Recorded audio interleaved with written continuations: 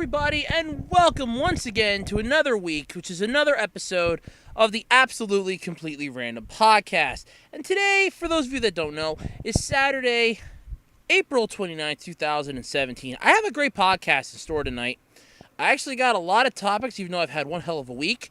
I actually was able to get some topics up for tonight, and I am so happy to bring them to you here on the magical channel known as YouTube.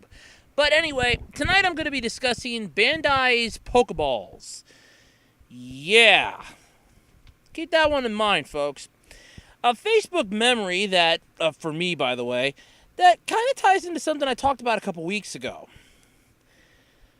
You know the guy that's in charge, or I should say the person, I don't know if it's a guy or a girl, the person in charge of the Castlevania animated series on Netflix? Well, they say they would be open... They would love to do an R-rated Megaman film. So we're going to talk about that tonight. Dragon Ball Xenoverse Download Pack 4. That's right, DLC 4 is coming, folks. McDonald's has unveiled new uniforms, and they are butt-ass ugly. Uber planning to test flying taxicabs. Keijo's manga creator explains why it was canceled. And a black and white version of Logan coming to theaters next month. And maybe some other topics, maybe some Q&A. Probably not, as I didn't get any questions this week. But anyway, you know the drill, same old, same old. So let's just jump into it, because I got a lot to do and not a lot of time to do it. This week's been kind of fun. Work, you know, all that fun jazz. I did pick up a sweet mouse, because I had to get a new wireless mouse for my mom, because hers was busted. So I picked a couple up after work. Because I kind of like the look of it, and I gotta admit, this little thing's pretty powerful. It's just a generic mouse. I mean, god damn is it cool. I like it a lot. But yeah, so I had a lot of fun this week. Right now, I'm kind of fighting with my laptop because I'm trying to get this new update for Windows to load, or at least install its damn self. This has been a accumulation of about 3 days worth of fighting with this thing. It started Thursday afternoon, Thursday night. I had it up to, I want to say like maybe 30%, and then it jumped back down to 0, which royally pissed me off. It jumped back down to 0 sometime yesterday. Last night I didn't screw with it at all. I'm like, you know what, screw it. Then this morning I checked it, and it was back down to 0 again. I'm like, god damn it. So now today, an accumulation of about 3 different times, I managed to get it up fully downloaded. Now I'm waiting for it to install, and it's preparing to install update 23%. And it's been stuck on that for like the last 15, 20 minutes. So that kind of pisses me off. I'm worried about restarting the damn update system, because then that's liable to make it want to re-download the whole thing again. I'm not in the mood to do that. Because, well, let's face it, that's just a pain in the ass for anybody out there that knows computers. But despite all that, the podcast will go on, because you people mean more to me than a freaking update. Although, I do have one simple suggestion for Microsoft for the future. How about small bits of data for an update? I said, okay, it's going to be a major update, download it into small parts. Here's part 1. That opens up the gate to part 2, which opens up the gate to part 3, and so on and so forth, so everything doesn't have to be downloaded in one fell swoop. That would be nice. Just throwing that out there. Would be nice. Think about that, Microsoft. Think about it. So anyway, let's get into this. Pokemon has been a humongous franchise. I mean, let's face it. This thing has gone off the rails money train-wise. I mean, this thing is literally riding the money train on biscuit wheels. No, sorry. It's driving the gravy train on biscuit wheels. Forget it. This thing cannot be stopped. Digimon couldn't stop it. Yokai Watch sure as hell can't stop it.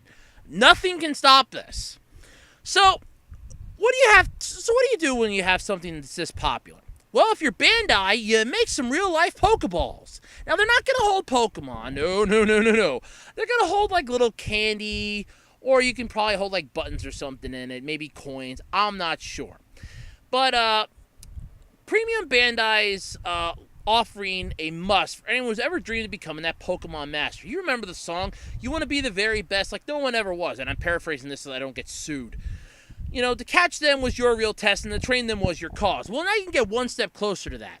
Premium Bandai is coming out with Pokeballs that will fit on your waistband and your belt. I'm not joking. While they're not going to hold actual Pokemon, they're going to be like a small storage space. So you can put like coins. I know there's something about mints. There's like candy that comes with it. But here's the full set. It's 11 Pokeballs. You get the Pokeball itself, the Great Ball, the Ultra Ball, the Master Ball, the Quick Ball, the Dusk Ball, the Timer Ball, the Heal Ball, the Dive Ball, the Luxury Ball, and the Premier Ball. Okay? Only 4 of those are actually good. The Quick Ball, the Ultra Ball, the regular Pokeball, and the Master Ball. The Timer Ball is a pain in the ass. And I'm going by video game standards. Because the Pokeball is the one you get right at the start of every single Pokemon game. The Great Ball is the next step up. And in my opinion, I always figured it this way. If you're ever wanting to catch Pokemon, the Pokeball is good up to level 20. Between level 20, and I'm being generous, because sometimes it's like level 15 they start crapping out. Or the catch rate gets really bad for them. Around anywhere from 15 to 20 to like 30, you're looking at the Great Ball. From 30 on, it's Ultra Ball. No questions asked. The Master Ball, only use it for legendaries. You only get one shot at it. I used one once to catch a very, very impressive Golbat. It was a shiny Golbat. I still have that in my black and white game.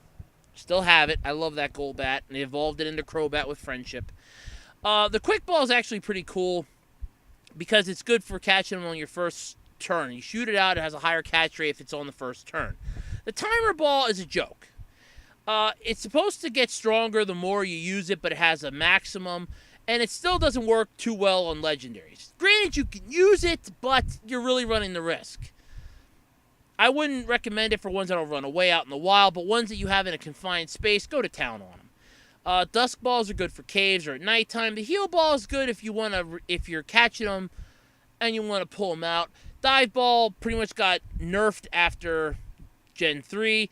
The Luxury Ball is pretty good for building friendships, and the Premier Ball is just an overglorified Pokeball painted silver. That's all it is. But those are what the in-game versions do. These are pretty much just going to be shiny little replicas you can have on your belt. I'd hate to see somebody walking around with these 11 Pokeballs on their belt going, look, I'm a Pokemon trainer. Yeah, so am I. Hey, let's battle with our Pokeballs. Now, major problems there. The set's going to include pieces that are going to allow you to mount the Pokeballs to your belt or your waistband, as well as candy tablets to go inside of them. They're being made in honor of the 20th anniversary Pokemon film, I Choose You, which is going to explore the roots of the series and revisit the first days of Ash's journey as a Pokemon trainer. I did talk about that a couple podcasts back, so just check that one out. A second movie-specific set will feature the Pokeball, the Great Ball, Ultra Ball, Master Ball, Premier, and Premium Ball. Okay, and Premium Ball. I think that was the silver. I don't know what the Premier Ball is then. As well as Pikachu's Pokeball. That's seen in the movie. Wow. Like the full set, this set will come with belt mounting capabilities and a candy tablet. But here's the kicker, though, folks. Before you go cracking open Captain Porker to get out your money, here's what this thing's going to cost. Now, first off, they're up for pre-order. And they're costing about 7,020 yen, which translated to translated to US dollars, is around $64.36. The full set. It's expected to ship in September. The movie set is available for 5,400 yen, which is equivalent to $49.51 American, and it's going to ship in August. So, you're paying almost $65 for 11 Pokeballs that I'm pretty sure you could make yourself. Any diehard Pokemon fan is just going to go to a craft store, buy Pokeball-sized styrofoam balls, and just go DIY prop shop on this. Why even bother with this? Seriously. But, it's definitely something for collectors. They're going to get a kick out of this. I can see a lot of people scalping these on eBay now. I'm not going to buy it because I don't see any resell in this. I mean, you're going to end up turning these for a very low profit. But still, I don't know, might be something cool. You could probably piece it out. If you're not a fan of certain balls, probably just piece it out. Maybe somebody will like one of the other ones. I don't know. But, yeah, there's all that going down. So that's something to look forward to. So it's September for the full set. It's expected to ship in September. And the movie set is going to ship in August. So there you go. Look forward to that and kiss your money goodbye, I guess. Okay, so let's move on to the next topic. Last year saw a tremendous amount of crap happen in the world. And on April 24th of 2016, yours truly put a Facebook post up. Because at this point, I was sick and tired of the people bitching and complaining about Scarlett Johansson in Ghost in the Shell. Now, the movie didn't come out until earlier this year, but last year they were already bitching about how Hollywood's whitewashing the whole thing, about how it's a horrible travesty, and everything else. So, I took to Facebook, put on an actual, I don't remember if I put this up on mine. I think I put this up on mine, actually. So, here's what I put down. And I quote, because I got the whole thing courtesy of Facebook's On This Day. It's a neat little thing that gives you memories from years past, which is kind of neat because some of the stuff I didn't remember. But on April 24th of 2016, I put the Facebook post on the hate spreading for Scarlett Johansson and Ghost in the Shell. And I said, and I quote, "Okay, I'm starting to get annoyed at the fans and other people complaining about Scarlett Johansson playing in the new Ghost in the Shell movie. Since my favorite podcast, the CU podcast, hashtag free publicity for you guys, recently discussed this, and back then they did, I figured it was time for me to explain my thoughts again on this. I had posted something other beforehand. I wrote in the comments on the YouTube clip from the podcast, and this is what I put down on it. I said it before, and I'll keep saying it until I either turn blue and die or just get tired of saying it. I could care less who plays the role or who's in the movie as long as the plot is good. Yet with movies based on anime titles and series, you are already getting a massive middle finger as a fan. Dragon Ball Evolution and Attack on Titan are just a few choice titles that were better anime titles than real-life movies. One was hated so much it has a piss-poor rating on Rotten Tomatoes. The other got a huge screening, and thanks to a poor technical whatever you want to call it, no one could enjoy it. If Scarlett wants to put her name on this as a character, I say go for it. Yes, the character is Asian. Yes, it does play a part in the plot of the series. But remember, movies rarely follow the plot of a series that it's based on. Look at The Last Airbender. Anime adaptation movies already have a hard time getting asses in the seats. I doubt it was a standpoint for the marketing and PR department to pick her just for that. She's the in thing right now. Remember a few years back when Melissa McCarthy was playing in every other movie? It's the same thing. This movie just got greenlit at the right time, and she's big right now. The fans and otakus will bitch and complain till the movie hits theaters, and for months/years after. And that's true because I'm bitching about it yet now too. Yet they will be the first in line for tickets. If movies were made the way fans wanted them made, then Lord of the Rings would have ended with the damned eagles flying them to the mountain in the first movie. This movie could be good, or it could be crash, or it could crash and burn faster than a flaming skydiving weasel. I really don't know, and no one else will either until it hits theaters. Even if some people hate it, others might like it. It all depends on the person's taste, which is true. The movie was a colossal failure according to fans. It barely is going to recoup its losses. Let's face it, folks. It went up against stiff competition, and it didn't cut the mustard. The same time that came out, Boss Baby came out. That thing was marketed like crazy. They had to have had an advertising budget on that thing that was huge.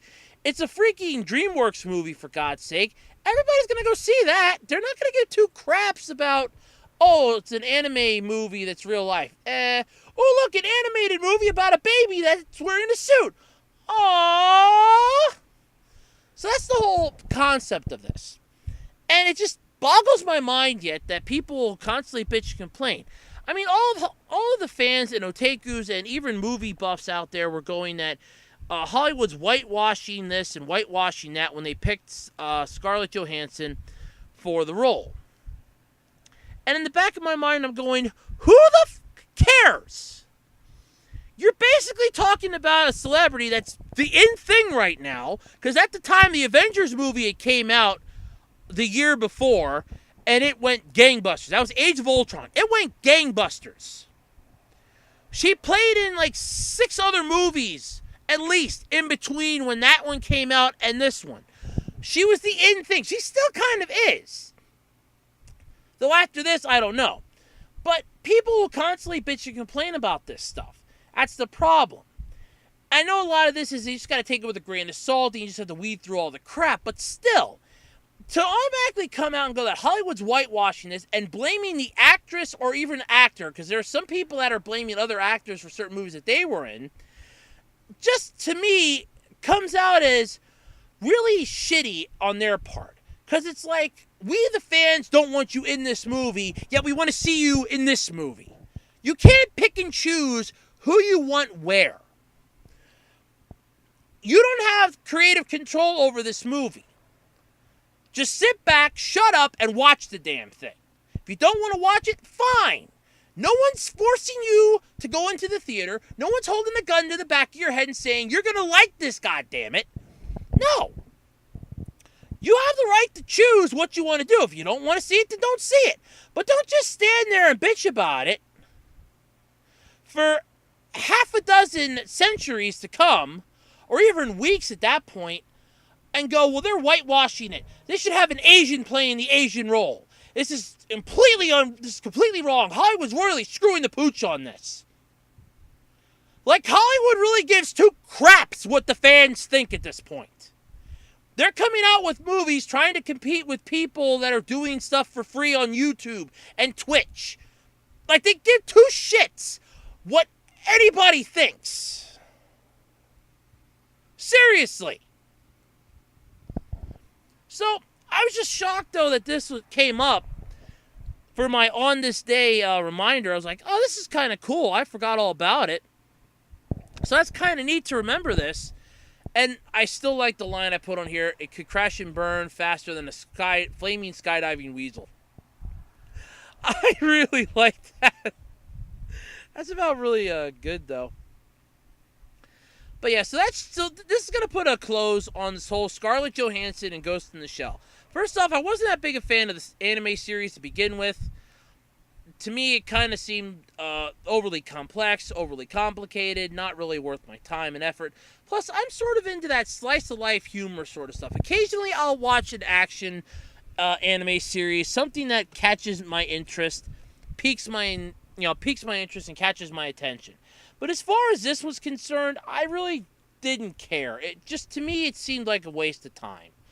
But then again, that's my prerogative. I'm entitled to my own opinion, and that's what that is. Now, whether or not it's a bad anime series, I don't know. But I will reiterate this until hell freezes over and the devil gives free sleigh rides, that no live-action adaptation of an anime or even a cartoon series. I'll just even throw those in here too, because The Last Airbender was a nightmare. No live-action adaptation is going to be as good as the original animated feature that they're basing it off of. The Last Airbender sucked ass, hence why there's no sequel to it, hence why that was one of the final nails in M. Night Shyamalan's coffin. I mean, have you seen another movie he's directed since then? I mean, After Earth was like the last one, and that was critically panned. Even Will Smith admitted he hated doing that movie.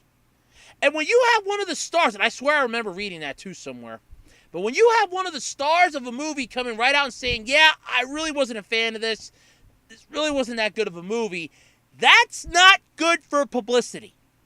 That's where you hike up your pants and go, oops, we screwed up. Time to disappear for a while. And that's what happened, ladies and gentlemen. But you never know. But hopefully this will close this for good. Please, Hollywood, stop trying to make live-action adaptations of anime movies And please stop trying to make live-action adaptations of cartoons. You want to make a live-action adaptation of something? Bring back Superhuman Samurai Cyber Squad. I would like to see a movie on that. That would be pretty cool. Stuff with the net. I could get behind that.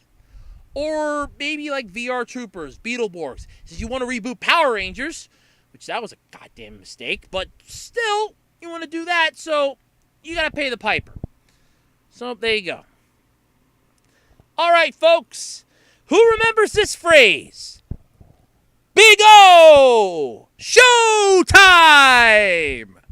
Well, if you're a fan of the Big O anime series, first off, don't worry, it's not becoming a live-action movie. No. Toonami and Adult Swim have finally gotten the rights back for Big O Season 1, which is good, for starters. So here's what happened. A while back, Toonami lost the rights to a lot of shows. Adult Swim wanted to get rid of a lot of the shows, and keep in mind, Big O was kind of one of those, even Adult Swim before Toonami came back was playing it occasionally on Saturday nights. So it really was one of those, it was in and out sort of deals.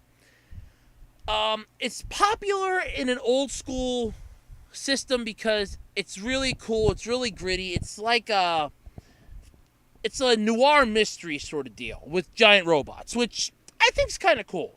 For those of you that don't know what the series is, Paradigm City lost all of its memories. And Roger Smith is a negotiator who goes around trying to recover said memories and all that stuff. He has rules for his house. He has a companion who's an android in the likeness of the daughter of the person he was trying to help when the series started. His butler, Norman, who I gotta admit is like the way better version of Alfred. Sweet tricked out car. A whole crap load of stuff in his nice little mansion. And did I mention he's got a Megaduce by the name of Big O? This huge, colossal robot that literally kicks ass and takes names. Nobody messes with the Big O. The series ran for 2 seasons. I owned both of them, then I sold them. I had the separate discs for them. You can get the whole thing now. It's like one complete set. All 8 discs are in it, but it's like one complete set. I recommend picking up. It's really cool. But anyway, still, it's not bad. But Adult Swim and Toonami once again have the rights to play the Big O Season 1 as it showed up on the Toonami stream earlier.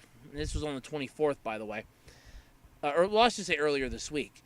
They got wind something was going on. The stream went down for most of the morning on, it would be the 24th or the 23rd, one of the two.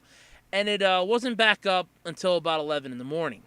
Sometime after 1 p.m., the stream started playing its usual marathon of shows. And to almost everyone's delight on social media, Big O Season 1 appeared.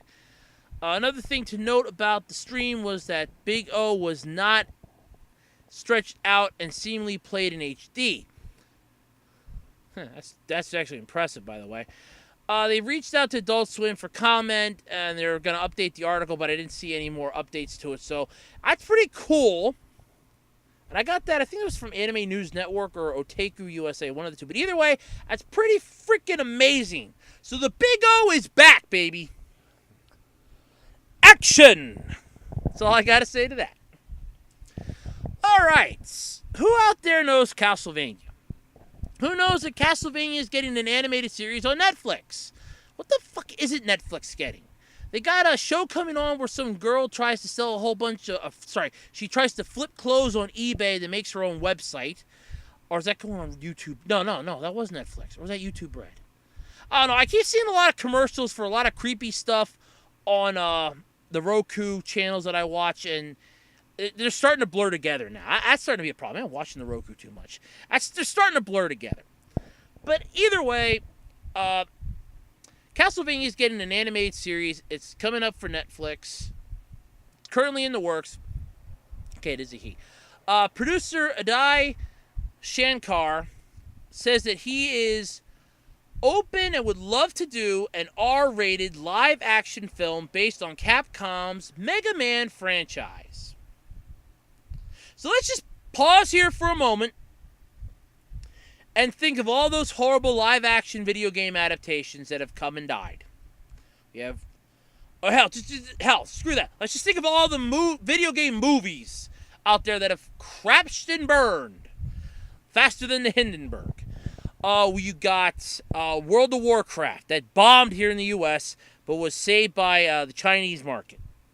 Assassin's Creed bombed. Super Mario Brothers. I love that movie, but apparently it was critically hated here in the U.S. I loved it, though. I mean, if Bob Haskins was still alive today, I'd actually come right out and say, hey, I loved you in Super Mario Brothers and Who Framed Roger Rabbit. He'd probably kick me in the nuts because he hated doing that movie. Him and John Leguizamo. Did not know that. But yeah, so he'd be open for to do a live-action R-rated Megaman film. He also said he would like to tackle an animated version of Konami's Contra franchise, with Arnold Schwarzenegger and Sylvester Stallone voicing the main characters. Oh God, no! I think I can kind of speak for a lot of people that are fans of Sly and Schwarzenegger when I say this. Escape Plan was about the only good movie that those two were technically in together where they had to work together. I did not see any of the Expendables movies. My mom goes, you should really watch this. Yeah, but I'm not a fan of half the characters they got in that movie, and I really don't want to see it. So I could kind of see them being voicing characters, but I mean, that could be something when they're like old, gray, and they can't move around much without a walker or something. That's when I could see that. No offense to either of them. I know they're still pretty, vibrant for their age. More power to you guys. I'm hoping I'm that good when I'm that old. But still, I mean, I could see it, but when they're older, not anytime soon. But yeah, and also playing on the sci-fi elements found in the international versions of the game, according to the producer of Castlevania's animated series. So Shankar, however you pronounce it. I apologize. I know I'm mispronouncing it. He also expressed an interest in the Metal Gear franchise, but added, I hope Metal Gear never transitions into a live-action project. The suits would lobotomize the character for the sake of mindless consumerism. The suits would lobotomize the character. So are we talking a full frontal lobotomy, or are we just going metaphorically speaking here? Because I'm a little confused on that statement. But, alright, whatever. In a separate interview with Polygon in February, though, Shankar said his next big project after his work on the Castlevania series would be an animated R-rated reimagining of the first 3 seasons of Power Rangers. Oh, for the love of Christ! Oh, come on! Leave Power Rangers alone, for God's sake! Come on! What did they ever do to you? An R-rated reimagining of the first 3 seasons of Power Rangers. Power Rangers is a kid's show. We tried this R-rated reboot bootleg bullshit, and it was hated by not only the fans, but even the cast members that played the Power Rangers spoke out against this. Jason David Frank came out and said that if anybody watches this and thinks this is what the Power Rangers should do, should never follow anything Power Rangers related again. Amy Jo Johnson was against that thing. The one that played Zack was against it. Hell, even Austin St. John came out and bitched about it. And he has barely anything to do with the Power Rangers franchise anymore. And he even came out and said this was a joke. And you want to make an R-rated reimagining of the first 3 seasons? I like the 3rd season of Power Rangers. Why do you want to keep fucking with Power Rangers? They have never done anything wrong. They made money for Fox. They were huge bank for Saban. Why do people want to fuck with the Power Rangers so bad? I know I'm getting a little pissed. I know I'm swearing. But this seriously is enough with this crap. You don't have to keep doing crap for the Power Rangers. Oh, well, we're going to make a live-action reboot of the Power Rangers. Why? It was the Breakfast Club meets... The Breakfast Club meets I Am Legend trying to be I Am Number 4. No, it's Breakfast Club meets Chronicle trying to be I Am Number 4. God, he wants his next big project is gonna. I hope no studio picks that up. I honestly hope that they laugh him out of the goddamn office with that. Anybody that does an R-rated reimagining of the first 3, what the hell could you do? Are you gonna have the Power Rangers kill the putties? Or are you gonna have Rita and Zed and Master Vile come down and just start, pillaging and destroying Angel Grove and the cities of the Earth? Come on! It's a kid show! It's based off of a kid show in Japan! Why do you want to keep screwing with people? That is just wrong on so many levels. Ah, God, why? I mean, you don't need something like that. You want to do an R-rated reimagining of something? Do an R-rated reimagining of Dragon Ball. I'll admit that. Do that. Or better yet, do an R-rated reimagining of Code Geass or VR Troopers. Nobody really liked VR Troopers that much. Touch that. Don't leave the Power Rangers alone. Come on. Shankar said he is working on a script and is looking to launch the project in the next 18 months. I hope this project gets... I hope somebody takes that script, prints it out, calls you into their office, literally lights it on fire, and burns it in front of you. I swear to God, I hope they do that. Shankar produced a 14-minute short film based on Power Rangers with director Joseph Kahn in 2015 as part of his bootleg universe. Oh my God! You were the guy who was in charge of that whole stupid thing in the first place? And you want to redo that again? That guy yanked my Saban, for God's sake! They copyright claimed your ass! And you want to do this again? Did you not learn your lesson the last time? What the are you thinking? Well, I just think I found my next topic for an Andrew Rance video. Wow! Holy crap, you're idiotic! Ah! Ah! Saban, I hope you stop him. Stop him before he does something stupid. Oh, God. Dentsu Entertainment in the U.S. and DHX are developing a new 26-episode Megaman animated television series, which is set to premiere on Cartoon Network in 2018 or later. Though Cartoon Network's kind of limping to the barn with what they got now anyway, the only decent show they have anymore on their network is Steven Universe, because Teen Titans Go is a joke. Ask Phantom Strider. Phantom Strider reviews tons of cartoons. Ask him what he thinks of Teen Titans Go. He'll come right out and tell you it's a middle finger.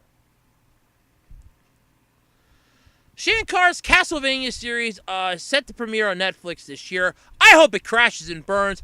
I honestly hope that you get laughed out of an office with an animated, R-rated reimagining of the Power Rangers' first 3 seasons. I hope Saban copyright claims and sues the shit out of you for that. God! The hell are you people this stupid? Alright, so let's talk about Dragon Ball Xenoverse 2.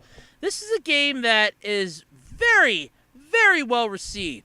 I practically watch Punjins play this. I don't have a system that can play this.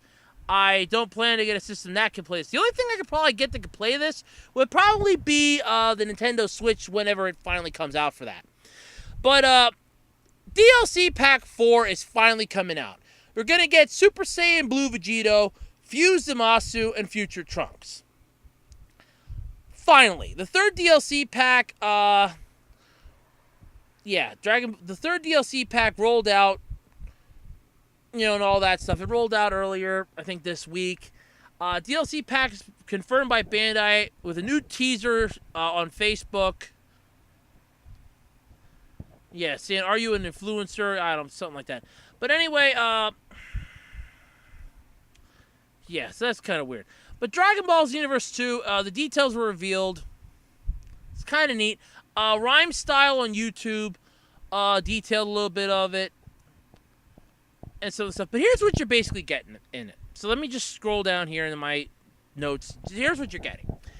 The teaser basically shows Super Saiyan Blue Vegito, which that's impressive to me. And I will try to get pictures if I can. If not, just check out Rhyme Style's video. I'll try to find that. If not, it should be easy to find. He's pretty popular on YouTube. But they're hitting the web now, suggesting the next DLC pack will be about Bandai Namco Entertainment recently confirmed the 4th downloadable content for Xenoverse 2. Information about it is included in the Season Pass. It failed to reveal specifics about the release date and the contents. However, courtesy of data miners, thank you, nerds of the internet. That's all I gotta say.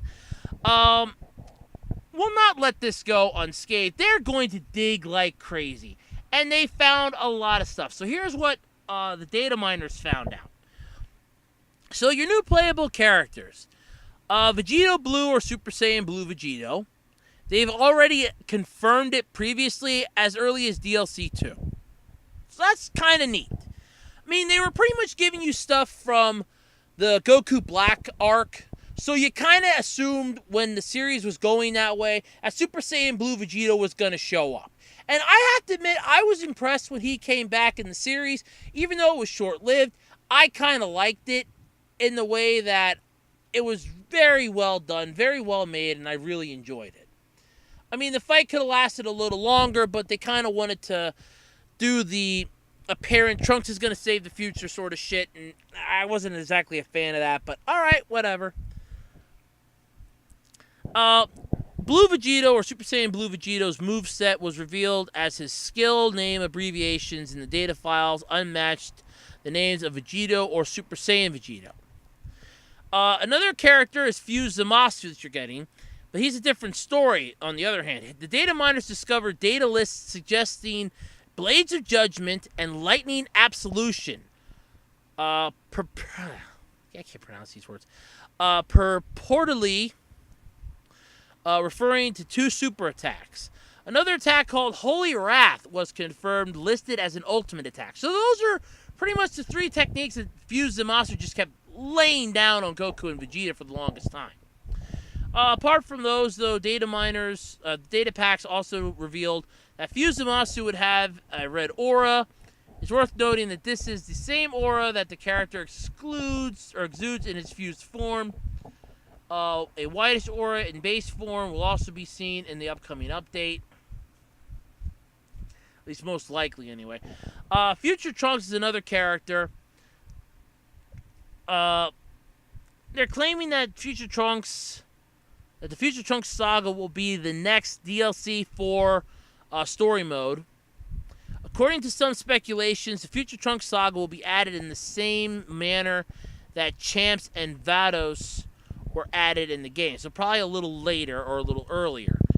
I would probably go earlier and then kind of kick it into later, but then again, that's my opinion. That's what I would do anyway. But either way, Dragon Ball Xenoverse 2 is really keeping this stuff fresh. It's available on PS4, Xbox One, and PC. I know I could get it for my laptop, but not really worth it. And the computer one, I've heard so many glitches and problems with that, it's not even funny. But either way, so those are really cool. You can get them on there. You can play those.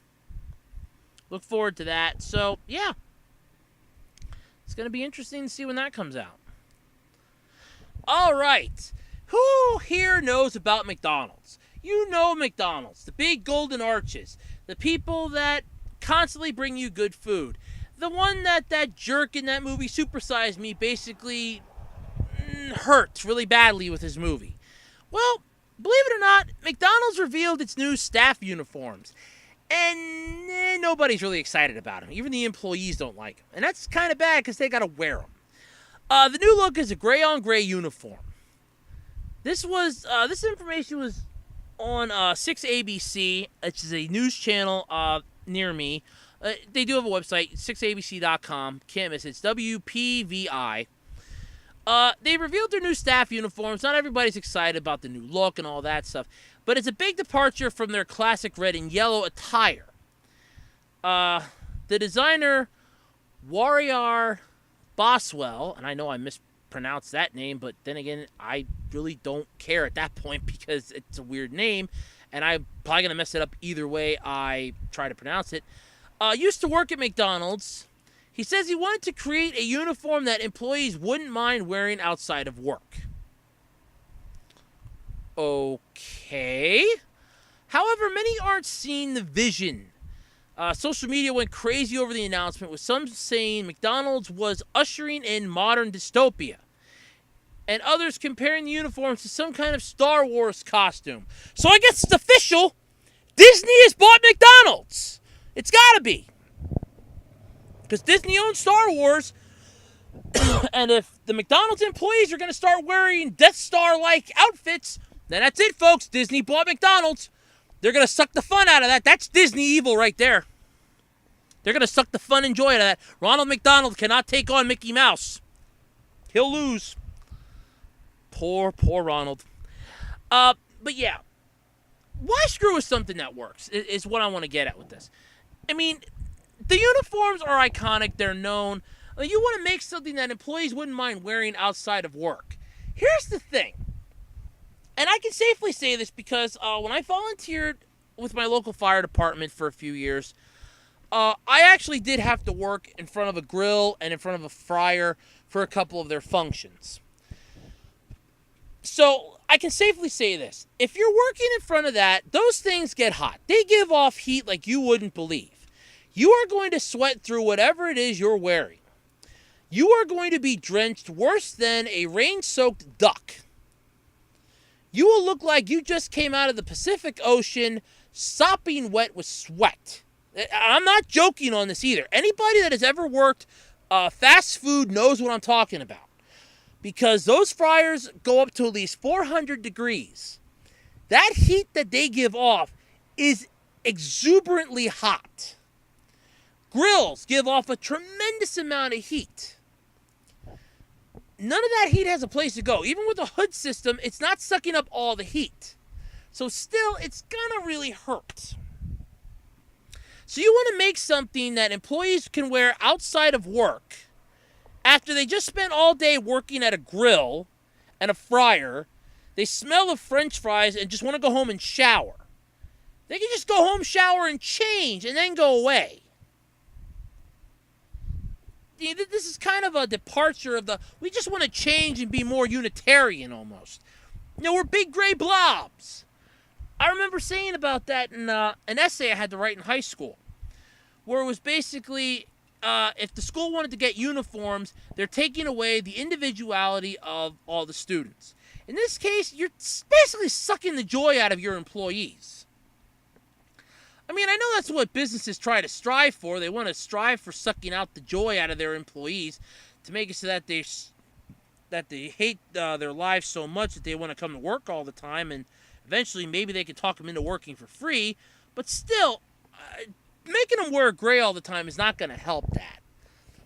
Hopefully this will change. I'm really hoping this will change because this is just sad. On so many levels, this is sad and just wrong. So damn wrong. I mean, the red and yellow meets, and it matches your outside, matches your logo. I mean, you have the red square and the yellow M. That's what your uniforms show off. That's what your logo is. Why do you want to make gray? I can't understand that, and I don't think I ever really will. So, I don't know what to say. All right, speaking of things that bother me and that want to become gray, I'm going to skip over something here quick. I'll skip over a couple things, actually. Let's see here. Blah, blah, blah, blah, blah, blah. Okay, here we go. All right. Who out there remembers Logan? You remember Logan, right? Well, if you do and you liked it, guess what? They're making a black and white version, and it's coming to theaters in May. According to the director, to make a great black and white version of a film, the whole thing's got to be regraded and timed shot by shot. It's going to see a new light next month. Director James Mangold has revealed a black and white version of the film will be hitting theaters May 16th. Hardcore black and white loving Logan fans should not make any plans, though, on the evening of the 16th. It won't be on TV, and the answer is no. To make a great black and white film, the whole thing's got to be regraded and timed shot by shot, he added in a tweet. Mangold also revealed that a black and white version will be available on the home entertainment release, but confirmed it will also be in theaters. Yes, but it will be on big screens on the 16th. The move comes after weeks of speculation and follows in the footsteps of a black and chrome edition of Mad Max Fury Road. So we're officially trying to go back in time. I thought the advancement of color TV and color movies was a step out of my grandfather's era. How the hell did we start going back? I mean, I know that millennials kind of want to do that whole, oh, this is kind of neat and nostalgic sort of thing. That's fine. But when did we start going backwards? I mean, you could have just included this as like a standalone DVD. Like, oh, black and white version. Limited black and white edition. You have to put it in theaters? Seriously? Hey, you know what? While you're at it, why don't you make it silent too while you're at it? You know, just put subtitles on the bottom and not use words. I think they'll really love that. So that's planning to hit theaters on the 16th. So, yeah, check that out. You'll get a kick out of that. Ay. Okay. Who out there knows about Keijo? Yeah, Keijo. It's a neat little anime series where you basically see two women fighting with each other, but instead of using their fists and feet, they use their boobs and butts. It's the anime and manga series after the heart of any man. Okay, well, I'm going to admit it, I'm a man, so, yeah. Manga creator Daichi Tsuruyama, or Tsuruyomi, I do apologize, posted details, though, regarding the ending of his Keijo series. He's explaining why it was canceled. He's denying the rumors that it was canceled due to poor anime sales. That's bullshit. The manga comes out before the anime series. Anybody that's ever read Bakuman knows that. And I got all 20 volumes of it in a box right next to me. So I should know. I have read those things cover to cover at least 6 times over. So yeah. The manga series, so he's explaining about the manga series. He had been saying that he was told even before the anime aired that he should finish the manga after the anime. He denied rumors that the manga was canceled due to poor sales of the anime's home video volumes. He specifically addressed the rumors that the anime's first home video volume only sold 715 units. Upon seeing the rumors, he immediately contacted the anime staff to confirm the numbers, to which the anime staff informed him that the figure was incorrect and the first volume had sold more than that. They didn't explain what in the article, though. He said that the figure had the numbers of digits wrong. He admitted that the manga's cancellation was due to his own lack of skill and the circumstances between him and the publisher. He wrote with some hesitation that the manga's publisher, Shogakukan, could have given him more support. He claimed that there was a period of time where he had asked Shogakukan for more assistance for a year and a half, but the publisher told him they could not find him one, which I kind of think is bullshit because anybody in Japan that can draw half decent, even just do shading, could easily get a job as a manga support person. Hell, you can get a job as an assistant. You don't have to draw that well. You can just do shading. They'll take anybody. That you can improve your skills. You can just check over and erase pencil lines, do shading, stuff like that. Again, all in Bakuman. If you ever want to know about the manga industry, read Bakuman. So yeah. He worked on the manga with only one assistant, and at one point ended up doing too much work that he passed out for an hour. He had also previously been told that if the anime had one more sponsor, it could have been broadcast in Western Japan. He claimed that Shogakukan did not sponsor the anime, but admitted that he cannot confirm if this is true. That's kind of sad if your own publisher won't support the anime. It kind of raises some red flags there. Soriyomi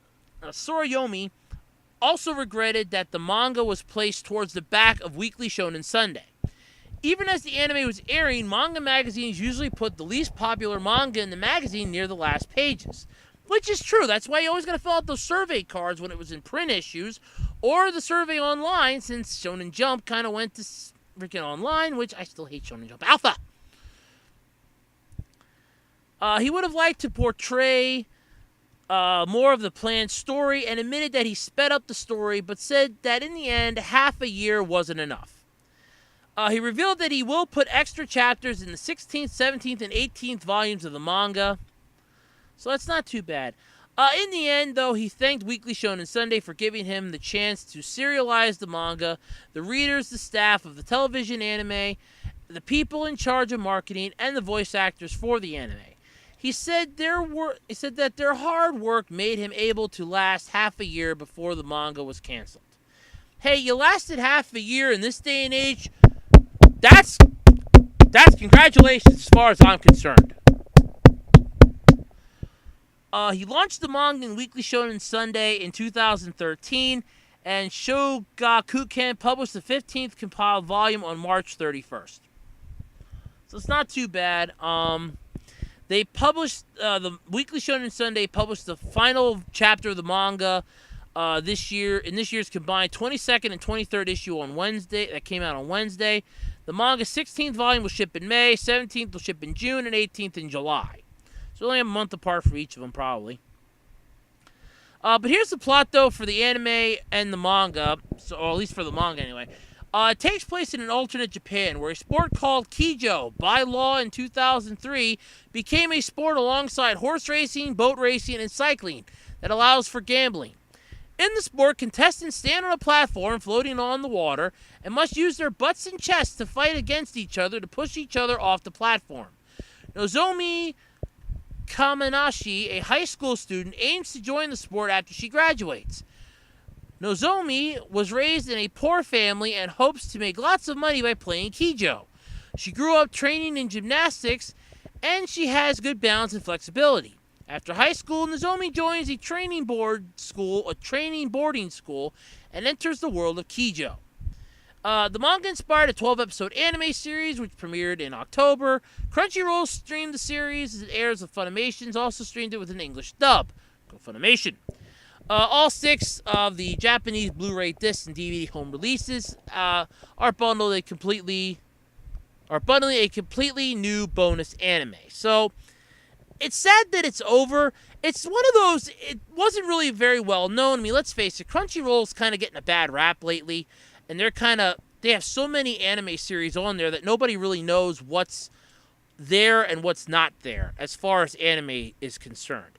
They could easily go, oh, well, this is here, and just watch 2 things and get tired and go to sleep.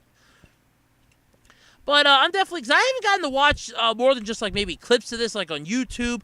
My one friend, my one best friend actually, as long as he doesn't, anger or enrage me again, sent me a clip of one of the fights, and he's like shocked that this is an anime series. I'm like, yeah, this is an anime series. It's a good one too. I mean, I've only ever seen clips. I plan to watch the whole thing. It's only 12 episodes, but yeah, this is an anime series.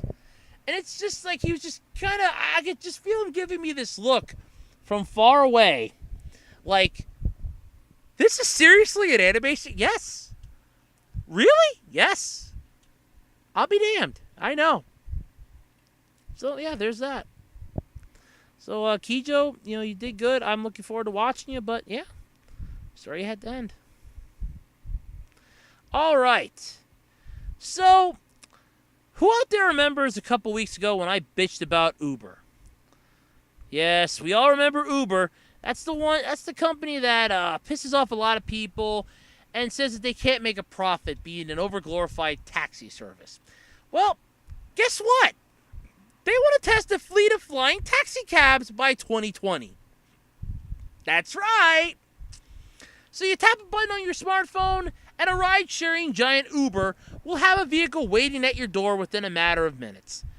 But in the near future, Uber plans to Uber officials revealed during a Dallas Summit meeting on Tuesday, the ride they send your way might soon have wings. Oh, God. So what, are they putting Red Bull in the gas tanks?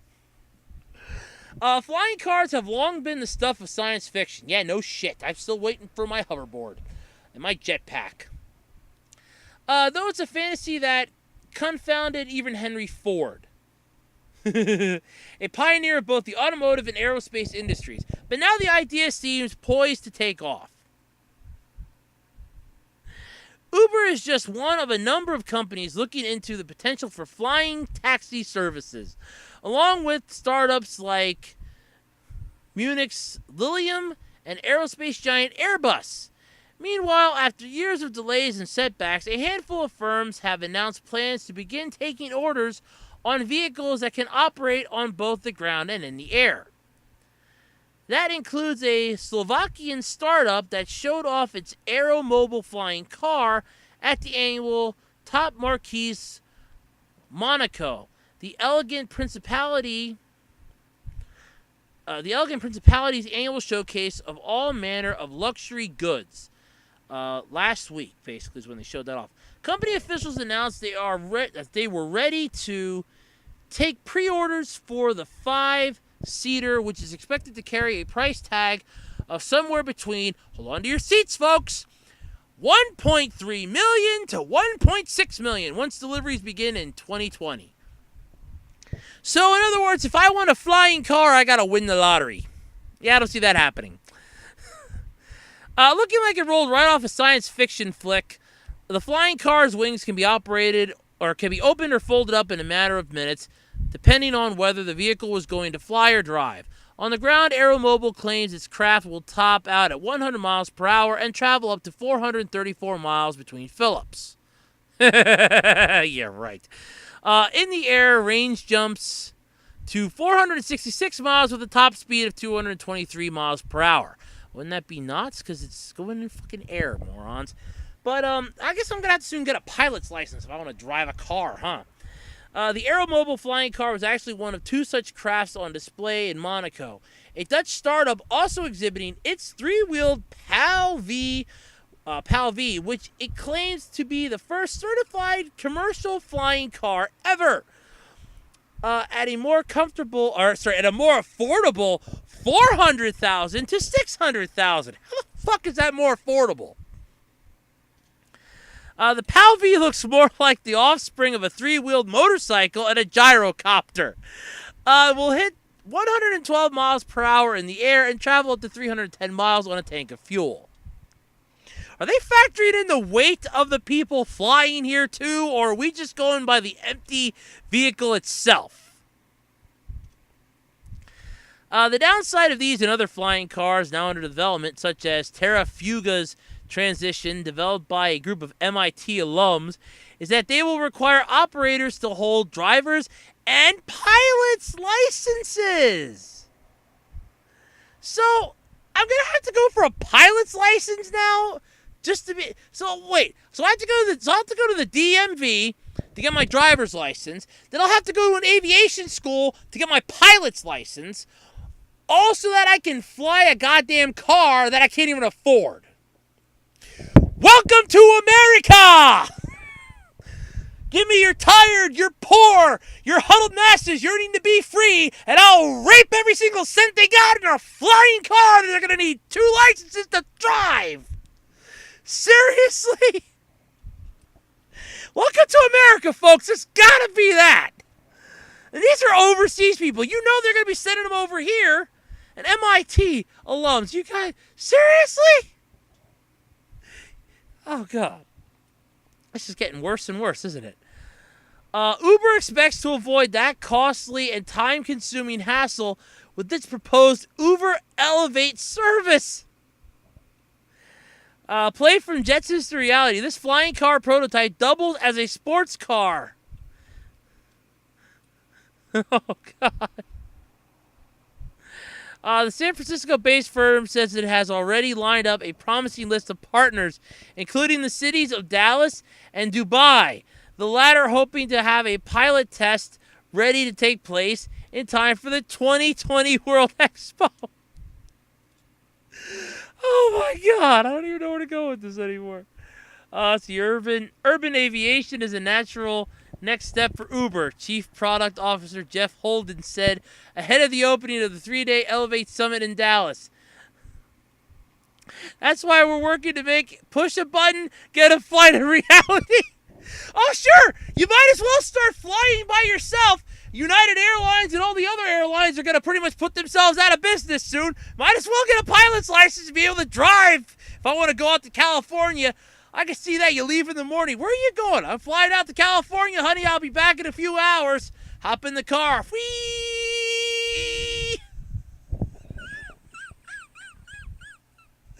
I just can't believe this. Oh, God. Uber says it also has 5 aircraft partners on tap, including Brazil's Embraer, best known for its widely used regional jets, as well as Bell Helicopter, basically. Uber officials say their flight-on-demand service could ultimately make use of a wide variety of different aircraft. Most would likely be vertical takeoff and landing, or VTOL. Craft that could lift directly into the air and then fly more like conventional airplanes, switching back to VTOL mode and to drop a passenger off. Isn't that the whole concept of a goddamn flying car? It's supposed to be off the ground to begin with. Among the manufacturers exploring that option is aero giant Airbus, the European manufacturer recently releasing an animation of a concept it calls, and I'm not joking on this either, Vahana.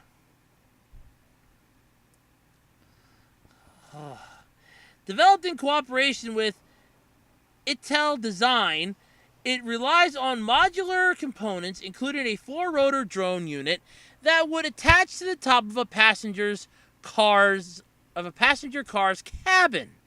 The vehicle's wheels and chassis would be left behind as the aircraft flew to its destination.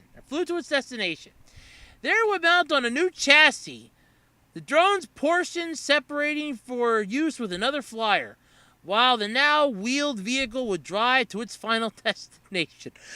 What the hell are we doing anymore, folks?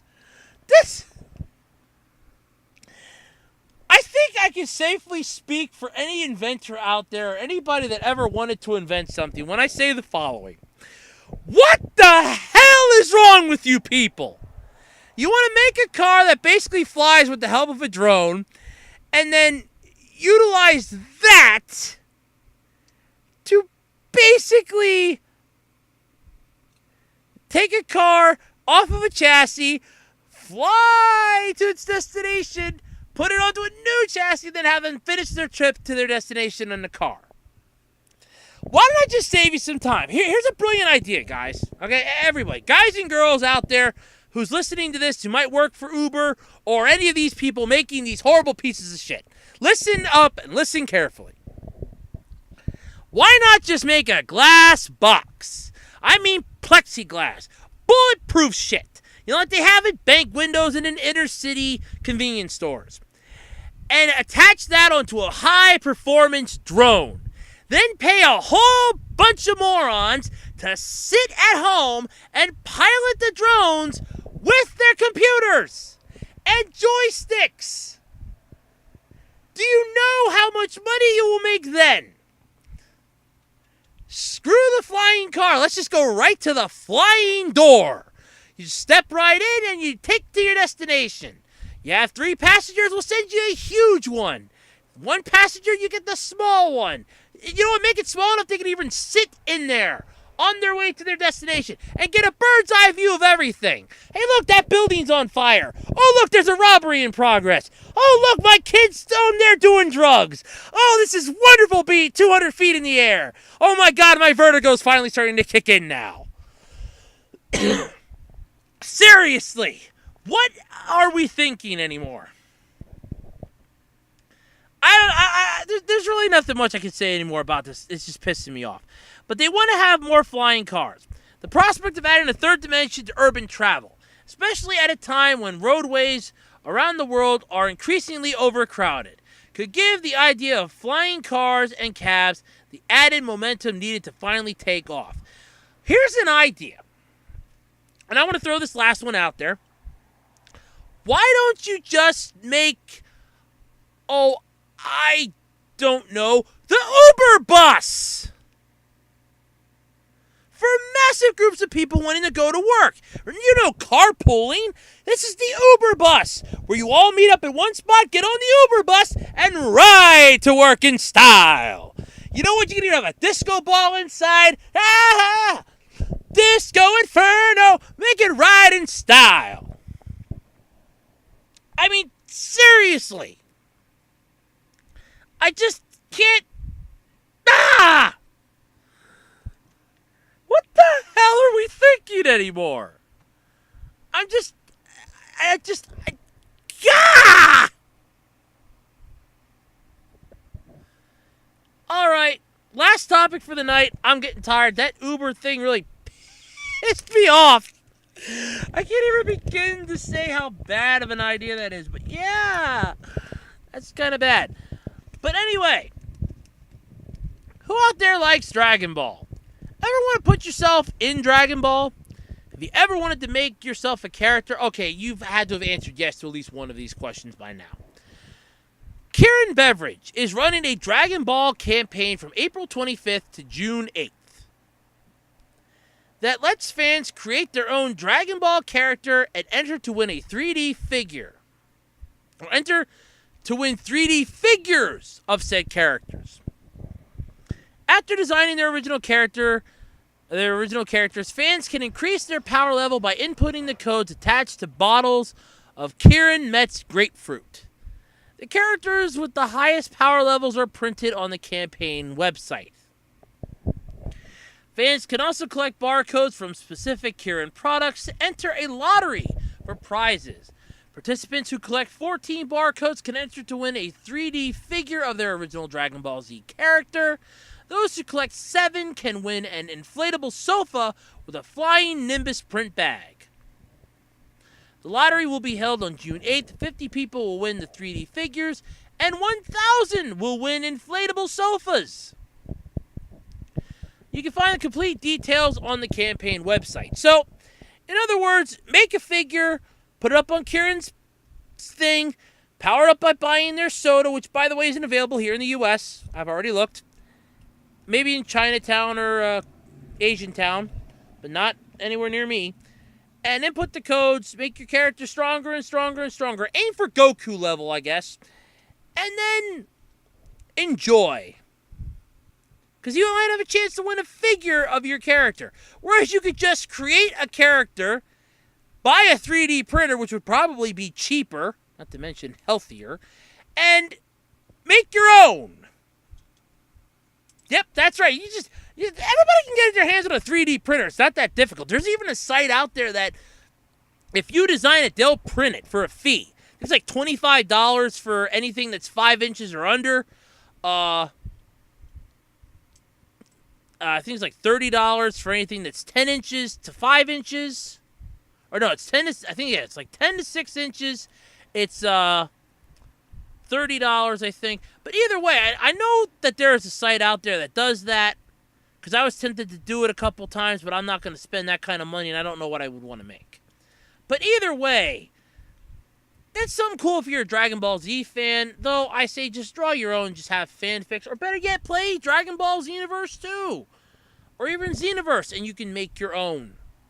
No need to have to buy a whole crap ton of grapefruit and other stuff.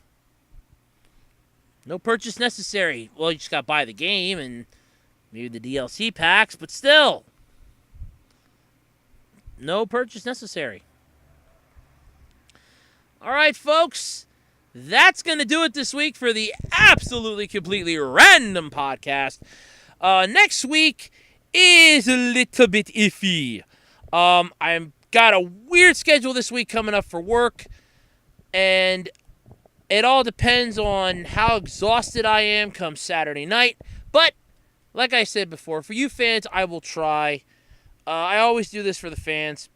So if you would like to send me some topic ideas, and I will admit it wouldn't hurt to try, please send them to acrpodcast@gmail.com. It's all lowercase, by the way.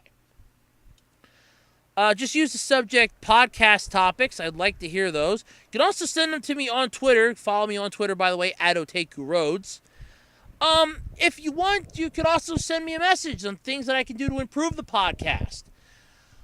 That'd be pretty cool. But, otherwise, that's going to do it this week for the Absolutely Completely Random Podcast. My name is Andrew Rhodes. This has been quite a day, quite a week. I'm looking forward to my next couple days of hopefully peace and quiet before I start my strange new schedule for work this week, which I'm hoping will not last more than a week. But anyway, folks, thank you for being part of the podcast. Thank you for letting me into your homes for the last hour or so. Maybe Professor Clump will be back this week. He's away, spending the weekend with the family. They went to the beach. I'm hoping that it's not going to do anything weird. So, yep. So either way, folks, thank you for letting me be part of your thing. My update's finally done, so I can get to work on that. So thank you so much, folks, and I will see you next week on the Absolutely Completely Random Podcast. Bye, everybody.